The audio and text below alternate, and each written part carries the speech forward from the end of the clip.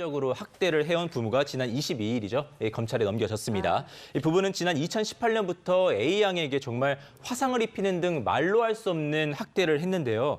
학대를 견디다 못한 아이는 부모의 감시가 소홀해진 틈을 타서 다락방 지붕을 넘어서 탈출한 뒤에 시민에게 구조가 됐습니다.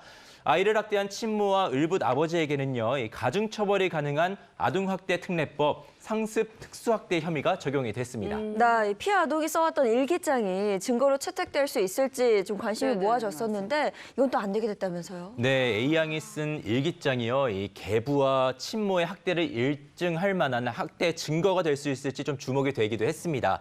그런데 이 일기장은요, 일단은 증거 자료가 되지는 못할 전망입니다. 왜냐면요, A양은 일주일에 2번가량 일기를 적은 것으로 알려졌는데요. 여기에는 뭐 엄마가 혼내서 아프다, 뭐 거짓말을 해서 혼났다 등 학대를 의심할 만한 문구가 일부는 있었지만 이 학대 혐의를 입증할 만한 이 결정적인 내용은 아니라고 합니다.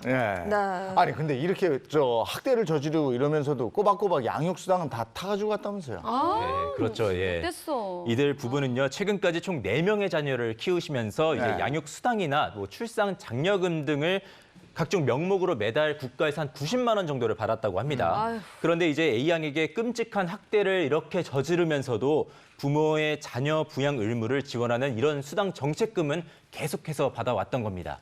진짜 뻔뻔하네요. 네, 정말 뻔뻔한데 앞으로 이 아이의 친권은 어떻게 되는 거예요? 네, 결론적으로 말씀드려서 A양에 대한 학대 부모의 친권은 박탈될 가능성이 아주 큽니다. 친권은요, 부모가 미성년 자녀에게 갖는 신분상 또는 재산상의 권리와 의무를 말하는데 법원에서는 학대 가정으로 판단될 경우에는 부모의 친권을 박탈을 하고 미성년자에게 친권 대리인을 지정해 줍니다. 그래서 A양에게도요, 친권 대리인이 서민될 것으로 보입니다.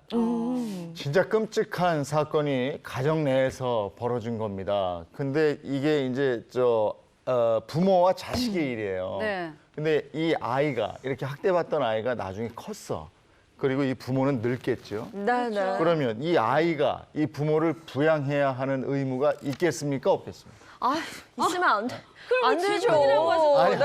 하면 안 되죠. 안 되죠. 아니야, 근데 이게 한번 우리가 생각해 봐야 할 문제더라고요. 근데 키워준 것도 아니고 학대했는데 부양의 의무를 왜 줘요? 이건 아닌 것 같아요. 아니야, 근데 제가 다른 얘기를 들은 게 있어서 뭘 부양의 의무 관련해서 이렇게 네. 끔찍한 학대를 받던 아이들도 부양의 의무가 있다 뭐 이런 얘기를 들은 게 있어서 지금 한번 여쭤봐야 되겠어요. 이거 어떻게 되는 겁니까?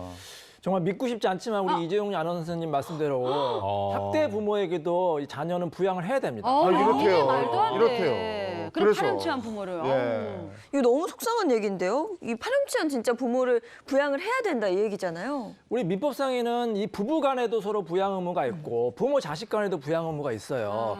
이 자녀가 아무리 말을 안 듣는다고 해도 성년이 될 때까지는 부모는 당연히 키워줘야 되잖아요. 그런 부양 의무가 있고 또 아무리 나쁜 부모님이라고 해도 이 자녀가 좀 경제적인 여유가 있고 부모님이 생계적인 능력이 없고 정말 어려웠을 때는 부양 의무가 있거든요. 왜 가끔 상담하다 보면 이런 아버지 어머니랑은 연을 끊고 싶다. 아니면 자식들이 너무 속이 썩이면 호적에서 파고 싶다. 이런 분이 있는데 그런 제도가 우리나라에는 없어요. 이 부모 자식 간에는 영원히 가는 겁니다. 그래서 아무리 나쁜 부모, 아무리 나쁜 자녀라 하더라도 서로 간에 부양 의무가 있는 게 원칙입니다.